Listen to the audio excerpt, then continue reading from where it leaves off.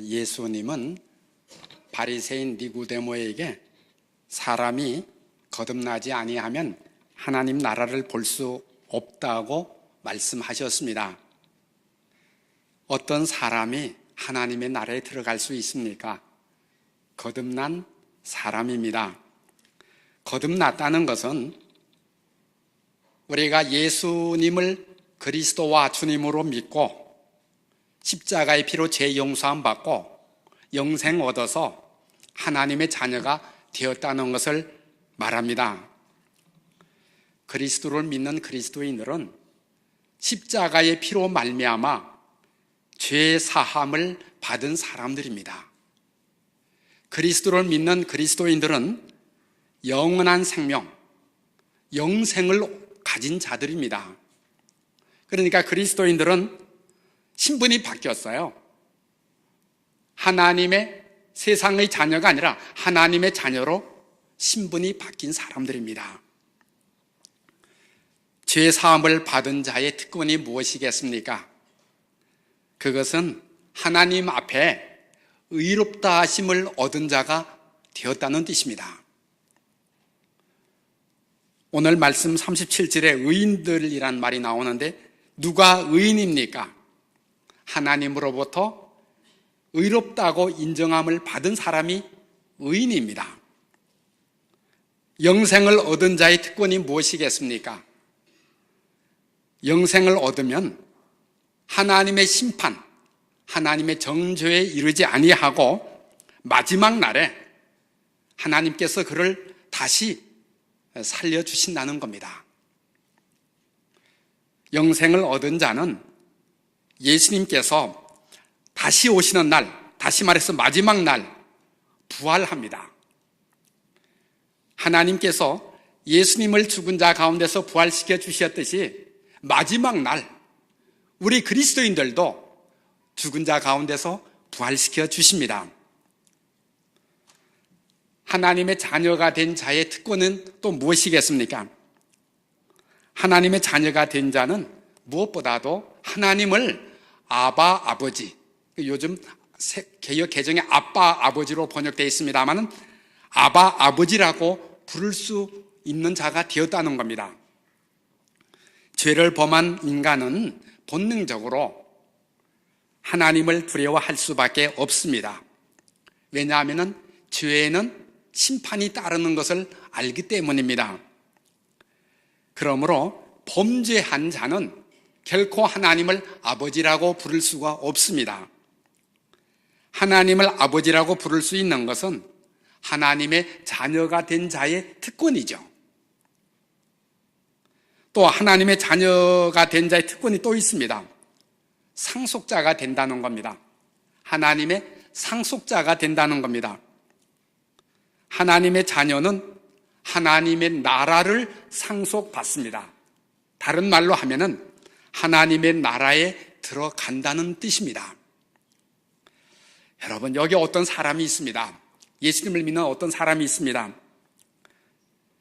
또 예수님을 안 믿는 어떤 사람도 있습니다. 근데 그 사람이 정말 그리스도인인지 아닌지 우리는 어떻게 알 수가 있습니까?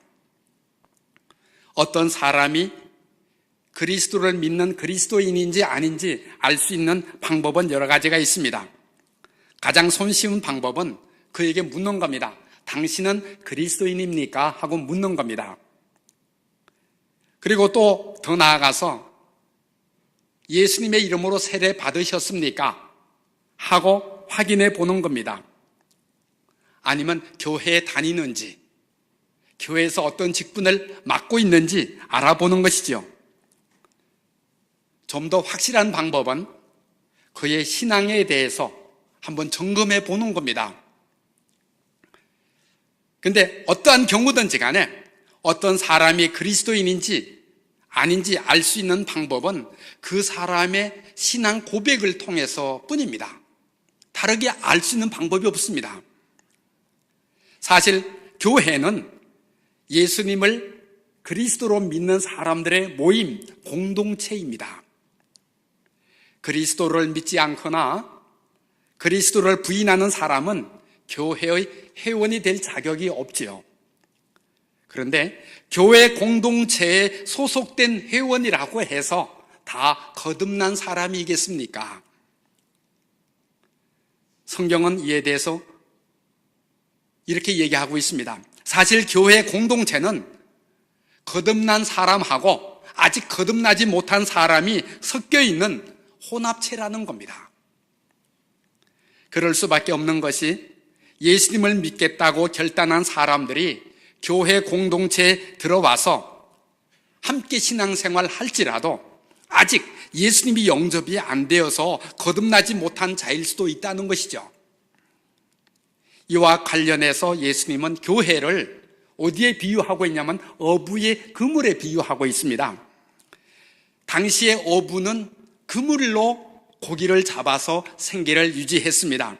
자, 그 어부가 물가에서 그물을 던져서, 배에서 그물을 던져서 그물을 끌어올렸을 때 그 안에는 다양한 물고기가 있습니다. 크게 두 가지의 물고기가 있습니다. 마태복음 13장에 보면 좋은 물고기와 못된 물고기가 섞여 있습니다. 좋은 물고기라는 것은 비늘과 지느러미가 있어서 율법에 의해서 먹을 수 있는 물고기를 말합니다. 못된 물고기라는 것은 비늘이나 지느러미가 없어서 율법에 의해서 먹을 수 없는 물고기를 말합니다. 유대인들은요, 율법에 따라서 비늘과 지느러미가 있는 그런 물고기만 식용을 하고 있습니다.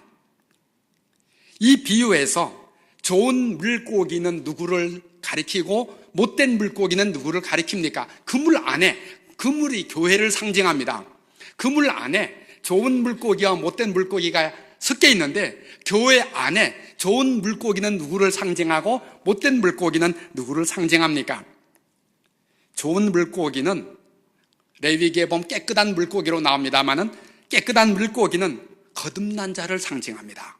거듭난 자, 죄 사함을 받은 자, 영생을 얻은 자를 상징하고 못된 물고기는 레위기에 의하면 깨끗하지 못한 물고기, 우리 성경은 부정한 물고기로 번역되어 있습니다만은 부정하다는 건 깨끗하지 못하다는 뜻입니다. 깨끗하지 못한 물고기, 못된 물고기는 거듭나지 못한 자, 죄 사함을 받지 못한 자, 영생이 없는 자를 가리키고 있습니다. 근데 좋은 물고기와 못된 물고기가 교회 안에 섞여 있는데 문제는 뭐냐면 현실적으로 우리는 교회 안에서 누가 좋은 물고기고 누가 못된 물고기인지 구별할 수가 없다는 겁니다.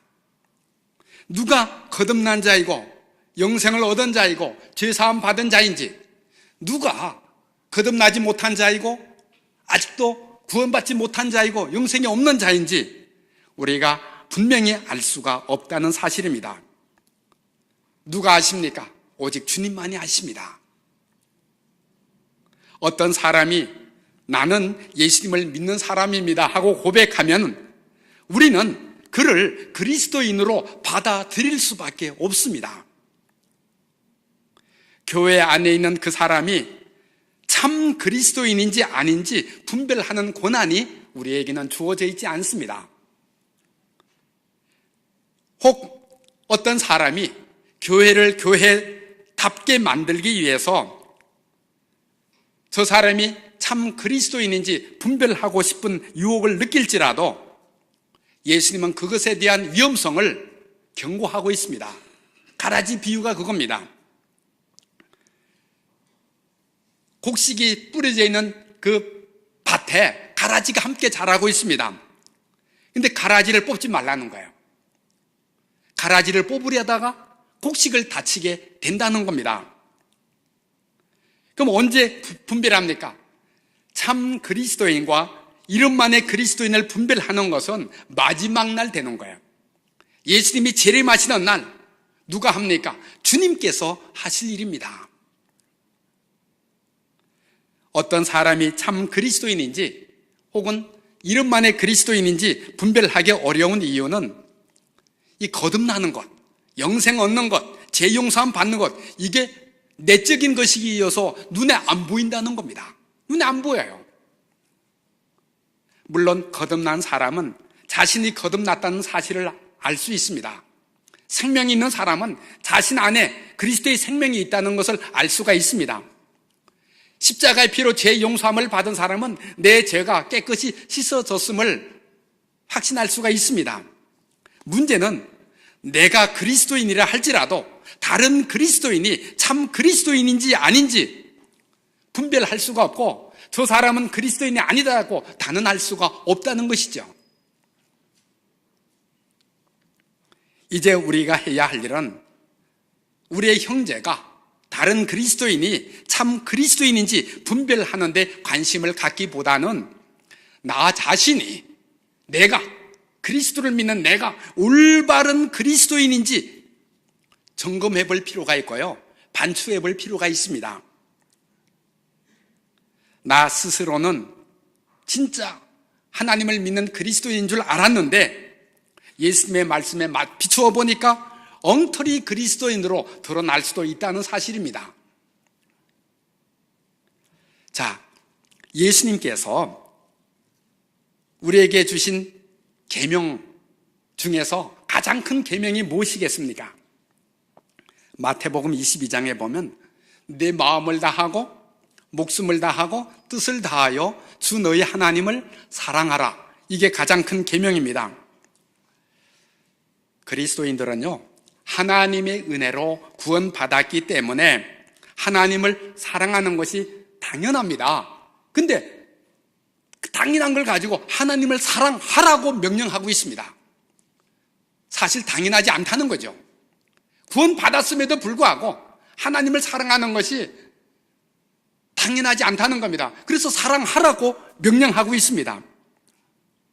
그런데 문제는 마음으로는 하나님을 사랑한다고 하는데 실천적인 삶에서는 하나님을 사랑하지 않을 수도 있다는 거예요.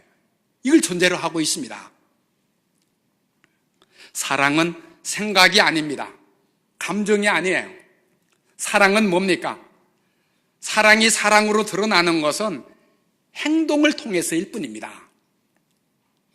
사랑이 실천되었을 때 비로소 다른 사람이 그것을 사랑이라고 인식할 수가 있습니다.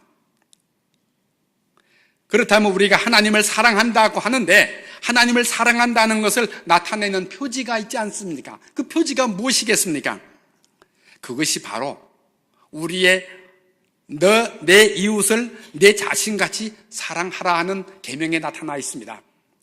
하나님을 사랑한다는 그 표지가 뭡니까? 우리의 이웃을, 우리의 형제를, 여기 이웃이나 형제는 세상 사람을 가리키는 것이 아니고 1차적인 의미는 믿는 사람을 가리킵니다. 똑같이 믿는 사람을, 우리의 형제를, 우리의 이웃을 내 자신같이 사랑하는 것, 그것이 바로 내가 하나님을 사랑한다는, 내가 하나님을 믿는 믿음이 있다는 것을 나타내는 표지라는 겁니다. 그리스도인으로서 형제를 미워하면서, 형제를 사랑하지 않으면서 하나님을 사랑한다고 말하는 것은 요한일서 4장 20절에 보면요, 거짓말하는 거래요. 왜냐하면 눈에 보이는 형제를 사랑하지 못하면서 눈에 보이지 않는 하나님을 사랑할 수는 없다는 것이죠. 이에 따라 사도 요한은 요한일서 3장 10절에 이렇게 선포하고 있습니다. 형제를 사랑하지 아니하는 자는 하나님께 속하지 아니했다. 그러니까 형제, 다른 그리스도인을 사랑하지 않는 사람은 구원받은 사람이 아니라는 겁니다. 하나님께 속하지 아니했다는 것은 구원받은 사람이 아니라는 겁니다. 우리가 사망에서 옮겨서 생명으로 들어간 줄을 무엇을 통해서 알 수 있습니까? 요한일서 3장 14절에 보니까 형제의 사랑을 통해서 알 수 있대요.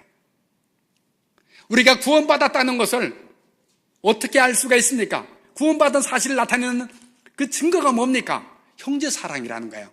신앙 고백이 아니라 형제 사랑이라는 겁니다. 사실 하나님을 믿지 않는 세속 사람들에게 우리가 그리스도인 된 표지가 무엇이겠어요? 그것이 바로 그리스도인들끼리 서로 사랑하는 것, 그거예요. 우리 그리스도인들이 그리스도인을 사랑하지 못하면서 세상 사람 앞에 가서 하나님이 당신을 사랑합니다 아무리 얘기해도 진실로 받아들이지 않는다는 겁니다. 그래서 예수님께서 우리 그리스도인들에게 주신 계명이 또 있어요. 큰 계명 말고 새로운 계명이 있습니다. 그게 뭡니까? 서로 사랑하라. 내가 너희를 사랑한 것 같이 너희도 서로 사랑하라. 그 계명이 새 계명입니다. 형제를 사랑하는 것, 다시 말해서 다른 그리스도인을 사랑하는 것이 그만큼 중요하다는 거예요. 얼마만큼 중요합니까? 예수님께서 재림하셔서요, 모든 그리스도인을 모아놓고 심판하십니다. 어떻게 심판하십니까? 그 기준이 뭡니까? 믿음이 있느냐 없느냐 그거 보시는 거 아니에요. 믿음이 있으면 믿음이 있다는 걸 표시하라는 거예요. 나타내라는 거예요. 그 기준이 뭐냐면 형제를 사랑했느냐 사랑하지 아니했느냐 그걸 기준으로 심판하시겠다고 성경은 말하고 있습니다. 이것은 우리가 그동안 알고 있는 사실과 너무나 다르지 않습니까? 우리가 생각하기에 거듭나면, 영생을 얻으면, 제사함을 받으면 하나님의 나라에 들어간다고, 당연히 들어간다고 그렇게 알고 있었습니다. 근데 성경은 그걸로 족하지 않다는 거예요. 네 거듭났다는 증거를 나타내라는 거예요. 영생이 있다는 증거를 나타내라는 거예요. 심판은 그 증거를 가지고 심판하시겠다는 겁니다. 그 증거가 뭡니까? 이웃사랑, 형제사랑이라는 것이죠. 사실 우리가 신앙을 고백하는 건 신앙의 내적인 표지입니다. 거듭나는 건 내적인 표지예요. 영생을 얻는 건 내적인 표지입니다. 이 내적인 표지에만 우리는 그동안 관심을 가져왔습니다. 근데 그것만 가지고는 부족하다는 거죠. 외적인 표지도 이루어져야 된다는 거예요. 외적인 표지가 뭡니까? 우리가 그동안 주의를 기울이지 않았는데 이 외적인 표지가 뭐냐면은 바로 이웃사랑이라는 거예요. 우리 안에 거듭난 신앙의 내적인 표지가 있다면 그 신앙이 올바르며 완전한 신앙이라는 걸 나타내는 외적인 표지가 있는데 그 표지가 이웃을, 형제를 사랑한다는 겁니다. 이 말은요, 외적으로 나타나지 않은 신앙은 참된 신앙으로 인정받지 못한다는 거예요. 여러분, 성경에 이런 구절이 있습니다.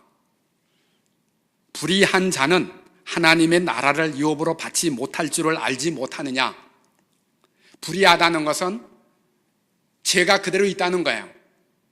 하나님을 믿지 않아서 죄 용서함을 받지 못해서 그 안에 죄가 그대로 있는 사람을 불의한 사람이라고 얘기합니다. 이 불의한 사람은, 죄 용서함을 받지 못한 사람은 하나님의 나라를 유업으로 받지 못할 줄을 알지 못하느냐. 그런데 그 밑에 뭐라고 나와 있냐면요, 미혹을 받지 말라. 음행하는 자나 우상 숭배하는 자나 간음하는 자나 탐색하는 자나 남색하는 자나 도적이나 탐욕을 부리는 자나 속여 빼앗는 자들은 하나님 나라를 유업으로 받지 못하니라. 고린도전서 6장 9절 10절에 있는 말씀입니다. 그러니까 어떤 사람이 불의한 사람이냐? 바로 하나님을 믿는다고 고백하지 않은 사람이면 당연히 불의한 사람이죠. 고백했으면서도 음행하거나 우상 숭배하거나 간음하거나 탐색하거나 남색하거나 도적질하거나 탐욕을 부리거나 속여 빼앗는 자들은 불의한 자라는 거예요.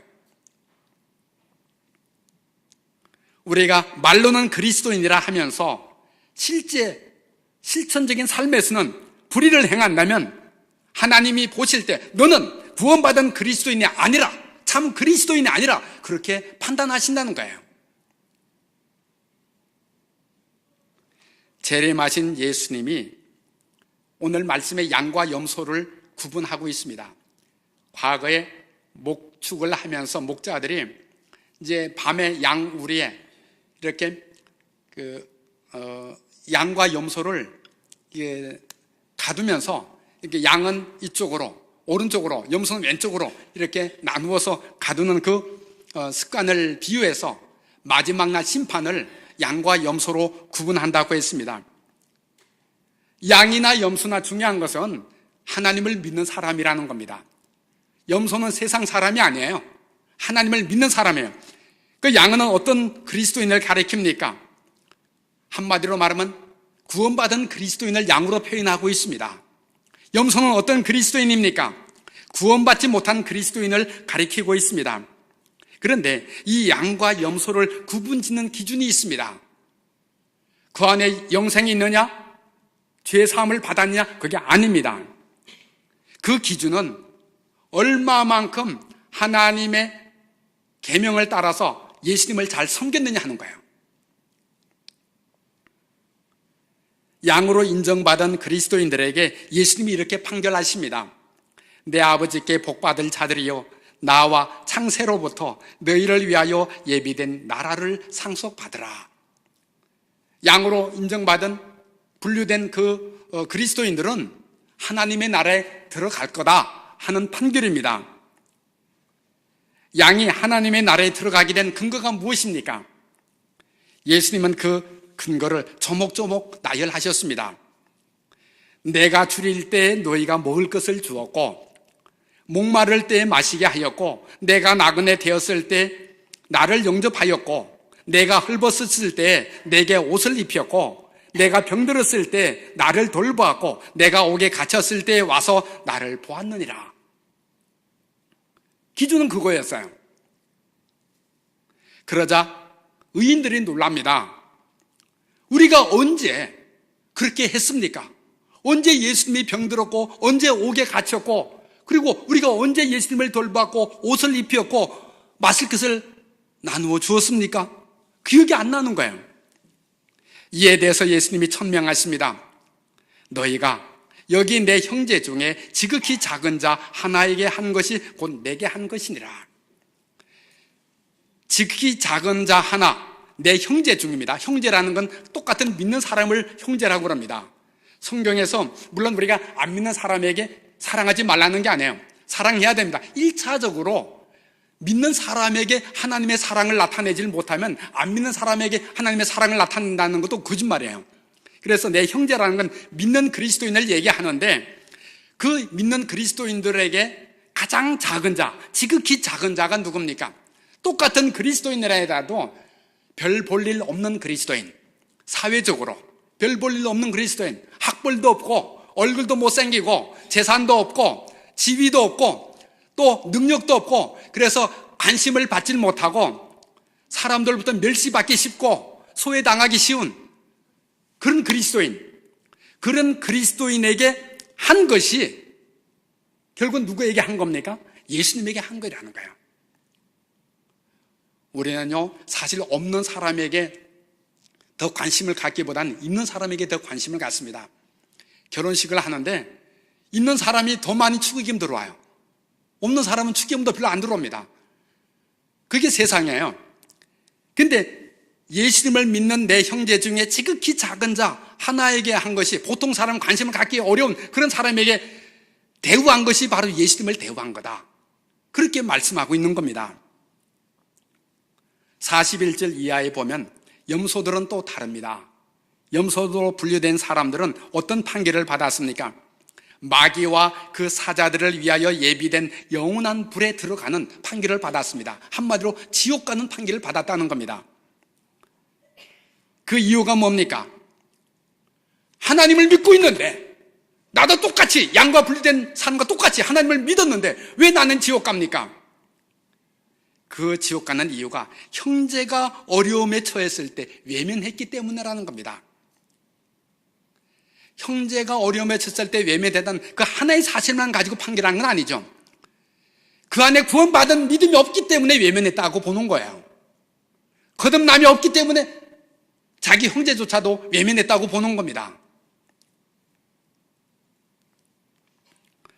우리가 알아야 할 것은요, 우리가 다른 믿는 자를 사랑하는 것, 그리스도인이 다른 그리스도인을 사랑하는 것이 얼마나 중요한 것이냐 하면은, 하나님의 나라 선포하는데 가장 중요한 밑바탕이 되는 거예요. 그리고 더 나아가서 이것을 기준으로 심판을 하는, 하나님이 심판을 하시는 그런 기준이 된다는 겁니다. 그리스도인이 된다는 것은 단지 구원받은 자가 되었다는 것을 의미하는 것이 아니고 더 나아가서 하나님의 일꾼이 된다는 걸 의미하기도 합니다. 하나님의 일꾼은 놀고 먹는 자가 아닙니다. 하나님의 일꾼이 된다는 것은 바로 하나님의 나라를 위해서 일하는 자가 되었다는 뜻을 의미합니다. 하나님의 일꾼은 나는 하나님을 믿습니다 하고 고백만 하는 것이 아니라 세상에서 이기적으로 사는 사람이 되는 것이 아니라 하나님을 사랑하는 이 신앙 고백을 삶 가운데서 실천적으로 베푸는 그런 사람이 되었다는 겁니다. 그 1차적인 대상이 교회 공동체 안에서 다른 그리스도인입니다. 세상 사람들, 하나님을 믿지 않는 사람들이 바라는 것을 조사해 봤더니 제일 먼저 나온 게, 일본어로 나온 게 누군가가 나를 사랑해 줬으면 하는 게 1번이랍니다. 사랑받고 싶은 마음이 가장 강렬한 욕구라는 것이죠. 그런데 그 세상 사람들이 믿는 사람들 앞에 인도함을 받으려 하질 않습니다. 믿는 사람이 가서 하나님이 당신을 사랑하십니다. 복음을 듣고 구원받으세요. 그 얘기는 나도 그만큼 당신 사랑합니다. 나타내기 위하여 선물도 주고요. 자주 찾아가고 전화도 하고 합니다. 그런데 세상 사람은 마음을 열지 않습니다. 도무지 마음을 열지 않습니다. 왜 마음을 열지 않습니까? 교회의 모습을 보니까 하나님의 사랑이 없다는 거예요. 교회가 서로 싸우고 분열하고 믿는 사람이 믿는 사람을 사랑하지 못하는 걸 보니까 그 말하는 것이 복음 전도하는 게 다 공허하다는 거예요. 헛거라는 겁니다. 마음을 안 열어요. 사실 세상 사람들 보면 마음에 상처가 많습니다. 그 안에 상처가 있어요. 이 상처가 많은 사람은요, 웬만큼에서는 마음을 열기가 어렵습니다. 정말 뜨거운 사랑이 그 마음을 녹여야 되는데, 그래야 마음을 여는데 우리의 말만 가지고는 마음이 열리지 않는 것이죠. 그 세상 사람들의 마음을 여는 것이 뭐냐면은 그리스도인이 다른 그리스도인을 사랑하는 그걸 볼 때 마음이 열려요.